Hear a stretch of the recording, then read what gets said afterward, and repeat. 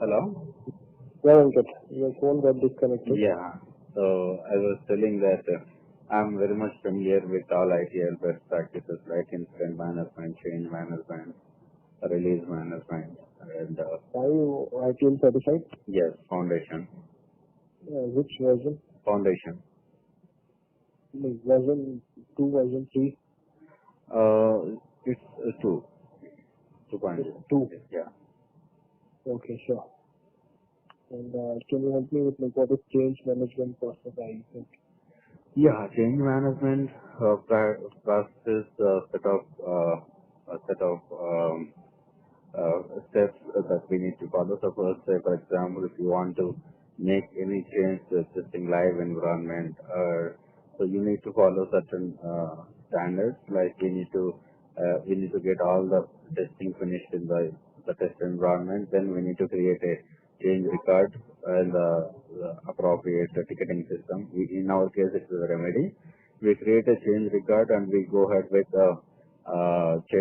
we go out with change meeting. There we explain about what exactly we are going to do with that change, and the change authorization board will be there. The group of people, they'll ask some questions about the change, like will there be any downtime, will there be any impact to the end user, or any the change is getting clashed with any other change, and what happens if the change gets failed, is there any backup plan. So we discuss all those things, and if everything is fine, if they satisfy, they give authorization to go ahead with implementing that change. And then, based on the implementation window that we have selected, we go ahead and implement the change. Once it is successfully implemented, then we change status of the change record appropriately, like deployed successful or deployed with issues or rollback, rollout, like that. Okay, good. And what are the SQL versions that have been done? I worked in 2005, 2008, R2 and 12. Okay, any exposure on 2000? 2000 I have, I have exposure to 2000 as well. Yeah. But the recent 3 years, 3.5 years, I was into 2004, late R2 and 5. But Okay, yeah, I can take care of 2000 versions also. okay. And have you worked on high availability features? I worked on log shipping, mirroring, transaction replication, clustering, and bit into always on. Okay. So have you configured always on? Yeah. Okay, so what is the prerequisites for configuring always on? So to configure always on, first of all, we need to have Windows level clustering for the failover purpose. Once you have implemented the Windows level clustering, then we need to have a database. So we need to enable always on feature for the instances that are participating in always on. Like you can go to the configuration manager, right click on instance name, and there will be option to enable always on. Then we can just go ahead, get into the management studio and right click on availability groups, and then we can just go ahead and create availability groups, and we can select appropriate databases, and we can go ahead with configuring appropriate secondary replicas. And also we need to have our age listener and the application intent needs to be configured. So in case of failure occurs, which replica it has to fail over, and what is which replica, and either it is a read-only mode or read-write mode. All these things needs to be configured as per the age listener. And what is the port that you would configure for listener? First, Listener. yeah, listener, we can go for the existing. We can use mirroring port numbers, or we can go for some 63526 or something. I don't remember exact mirroring port number. But to configure always, we can just go with the same existing mirroring port numbers. And if my database, like I have the databases into simple recovery model, and I want to configure that into No, we always need to on. have a database must be in full recovery model. Bulk log. No. Are you sure? Yeah. Okay. And have you worked on performance tuning? Yes. Okay, suppose given an example, my query is running slow. Yeah. So what would be a troubleshooting step? Yeah, first of all, we do check a few things at server level, are there any blockings or deadlocks are occurring? So if there are any blockings and we How would you identify, check blocking? yeah, we have numerous ways to check blockings, and some of the things are like you can run sp underscore who or sp underscore who to, and we can run dm underscore exec request where blocking underscore session underscore id not equal to 0. So with either of this option, we can identify the blocking speed, and once you get that speed, you can give that to the DBC input buffer, and you come to know exact SQL script behind that speed, or else you can give it to select star from this process, where we can get more granular information, like from which host it is running, and who is the owner, and who is what is the user ID, and Okay. so based on that, we can work with the appropriate application team, and once you get required approval, and we can kill that speed. And also the second thing, that deadlocks also we monitor if it is something, we enable required trace flags, and we catch deadlocks and the error logs. And the second thing, we check fragmentation. So one of the culprits that makes our queries to run slower. So whenever we identify the associated tables for that query, and we see the indexes, and we fill the fragmentation values in percentage by running dm underscore db underscore physical index stats. So there will be a column avg underscore fragmentation in percentage. It will give us the fragmentation value, and based on if index maintenance is required, we'll go ahead and run the index maintenance. That's again, if it is over 30%, we go for rebuilding the indexes. If it is between 10 to 30%, we go for reorganizing the indexes. So and also we do see the execution plan, and we check the statistics when they are updated. If they are not up to date, we go ahead and update the statistics. And then finally, if nothing can be done at the server level, then we bring that piece of code to the dev environment, and we enable the trace with the appropriate events, and then we try to trace the which part of the stored procedure is culprit. So once you get, like by checking the reads, write duration, the stored procedure might have so many statements. Out of 10 statements, maybe one or two might be the culprits, and we try to identify with the help of profiler. And whatever the trace outcome comes from a profiler, we give that to the tuning advisor, and then we see the solutions that are coming out of tuning advisor, and we try to implement appropriate indexes in the dev environment. Once we see better improvement or optimization, then we patch the same changes to production. So, and also still if there is any improvement required, if nothing can be done at index level, then we engage our developers, and we work together to make to revamp the code and to implement other alternatives. Suppose if they are using any cursors, or if they are using any very complex joins, like too many joins on too many single join on too many tables, we try to recommend them to break it into the small pieces and put the results into temporary table, and like write one common join in the end to get the overall outcome. So that's how we try to optimize the queries. And how would you check the execution plan? What details would you check in the execution plan? Execution plan, if you want to see the execution plan through profiler, we need to add event called XML plan. So when you add that XML plan event to the trace, and it will capture the execution plan. There basically it will have operations like index to scan, index to seek, and what is at each operator, and what is the estimated number of rows and actual number of rows.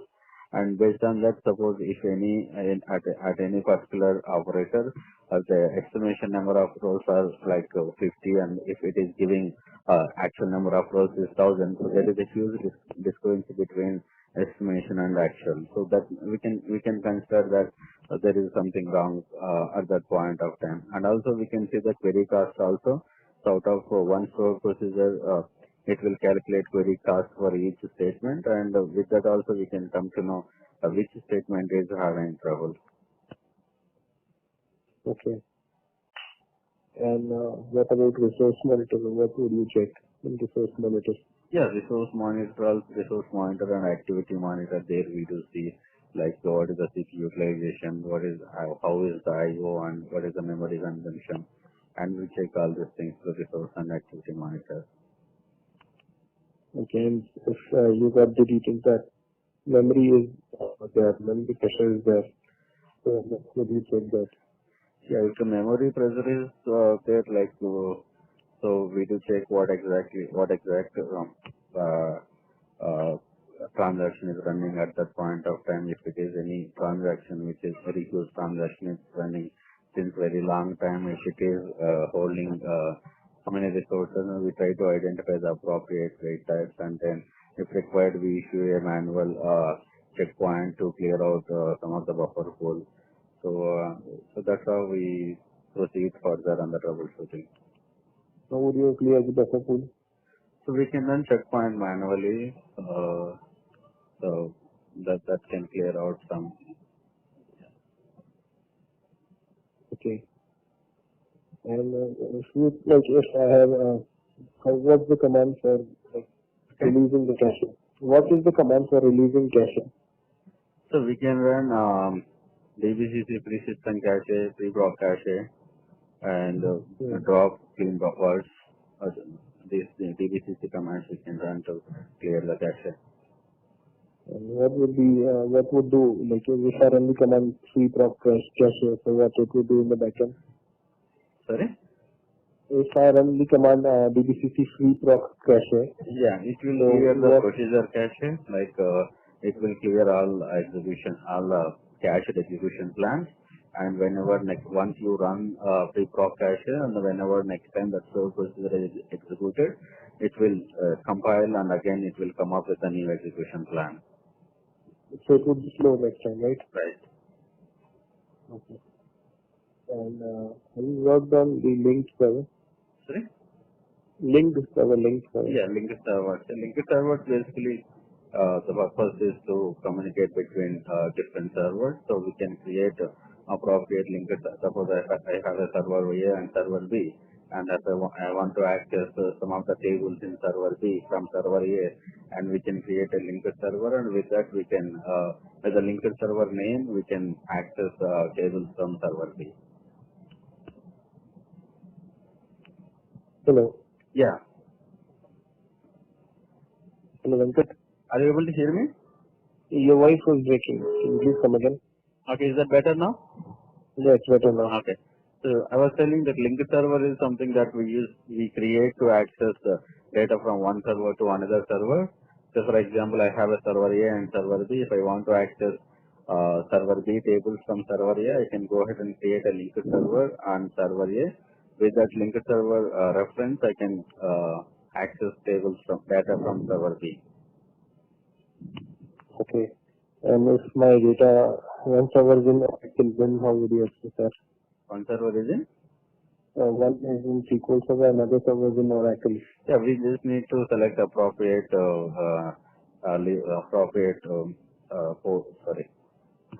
driver. So there will be we can access the data from Excel, we can access data from Sybase or Oracle. Just we need to select appropriate driver type. We can access using link servers. Okay. And have you worked on the replication? Yeah. Okay. Which kind of replication? Transaction replication. Apart from that? Sorry? Snapshot. Apart from that, Snapshot, I'm familiar with all the things, but more I was involved into transaction replication, but I'm familiar with the merge replication and transaction with update and snapshot. Okay. If I have that there is a replication configured and my transactions are going on, and I am unable to find the records of the subscribers, so how would you update that? So transaction replication is configured and you are unable to see the records from publisher to subscriber, right? Yeah, right. So yeah, in that case we need to go to the replication monitor and we need to check the subscriber synchronization status. If for any subscriber if the data is not getting replicated, and we need to double click on that particular subscriber, and we can verify are there any synchronization errors, and also we need to see are there any issues with log reader or distribution agent. So if the agents are not running, if you have any issues with the agents, the data may not get replicated to subscribers. All these things can be troubleshooted or identified from the replication monitor. Okay, and how would you like figure out which transaction is missing? So that from distribution database we can run there will be we can write a small join like on triple command and triple transaction on the distribution database, and we can see if the commands are spec in distribution database, and at the same time we mostly get sometimes like if there are any like primary key violations or not found errors, and we can get the exact transaction sequence number and command identity. With that, we can get to know what is the target table and what exactly the duplicate row in the target table, and we can identify the target object, and we can fix the problem. Okay, sure. And have you worked on clustering? Yes. Okay, so what is MSDTC in clustering? And what So is MSSQL is basically from the distribution coordinator. Basically, it takes care of running the distributed queries across multiple servers. So something goes wrong with our active node, and in the failover process, and what transactions it has to roll forward and what transactions it has to take forward. That will be the role of MSSQL. Okay. And is it required in 2000? It is not required in 2008 onwards, but it is mandatory up to 2005. Okay. And have you worked on upgrades? Yeah. Which upgrade? So I worked on 2005 to 8R2 and 8R2 to 12. What are the steps? So we basically follow a checklist like it contains pre-migration and migration and post-migration process. So whenever for upgrade, basically we run an upgrade advisor first. So we download upgrade advisor tool and we run upgrade advisor analysis for that particular instance, whichever we are planning to upgrade. And then whatever the issues, whatever the things pop up in the upgrade report, so we evaluate and we fix those issues. In case of migration, side-by-side migration, we follow a checklist like pre-migration activities and post-migration and migration activities. In pre-migration, basically, we try to perform the assessment like whether the target server is capable of accommodating all the databases, like does it have enough space, and also we try to find out where we need to put log files and where we need to put data files and backups. And then also we identify all the applications which are pointing to the databases that we are migrating, and we do gather all the required contact details. And then also we do pull all the database properties by running appropriate queries. And then on the cutover day, basically we communicate to all the application owners to stop their applications. So once we get confirmation from them, like saying that all their applications are stopped, then we switch our database to the read-only mode, and then we start backup process. And once backup is completed, copy the backup file to target new server, and then we restore.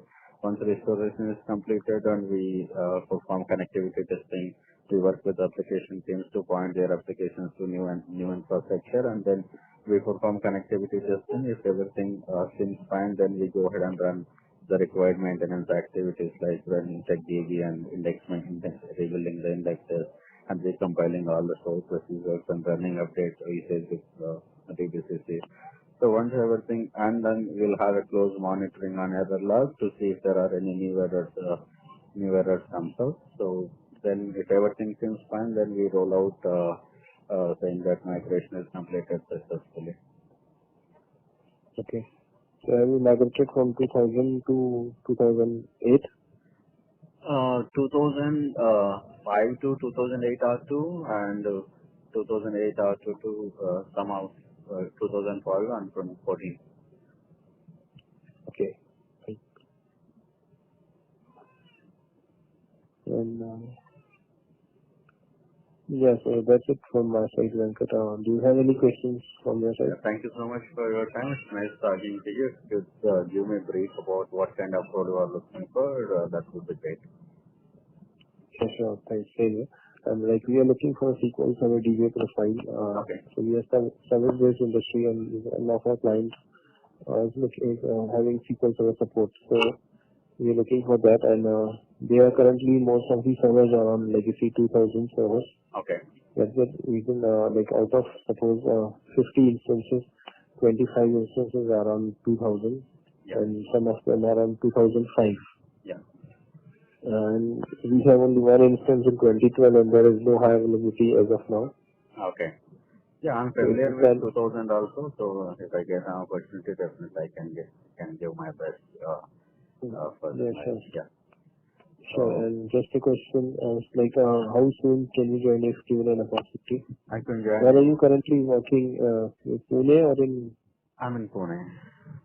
Yes Technologies in Nagarpata, right? Yeah, Malabar. So Yes Technology deployed candidates to some other like Yes, client. we Which have client you're multiple working? clients, but so I do, sometimes I need to travel Bangalore, Chennai. So right now I'm in Pune only, so I can join in So next. for which client you're working on? We're working for SunTrust and Ameriprise Financial. So these two are the clients we are working on. Okay, so you are in Pune, and you mentioned that you are locating here and there, like Yeah, sometimes Hyderabad. yeah, So are you comfortable to move to Pune? yeah, no problem. So where are you native, like your native from? I'm from AP. I'm Suresh. Okay. Yeah, And like if given how soon can you join? I can join in 2 weeks. 2 weeks. So you Yeah. are serving notice period or what? So so right now we are giving kind of handover to another vendor. Whatever the project we are supporting, the project has gone to another vendor. So right now kind of we do not have much work, and I can manage and I can get a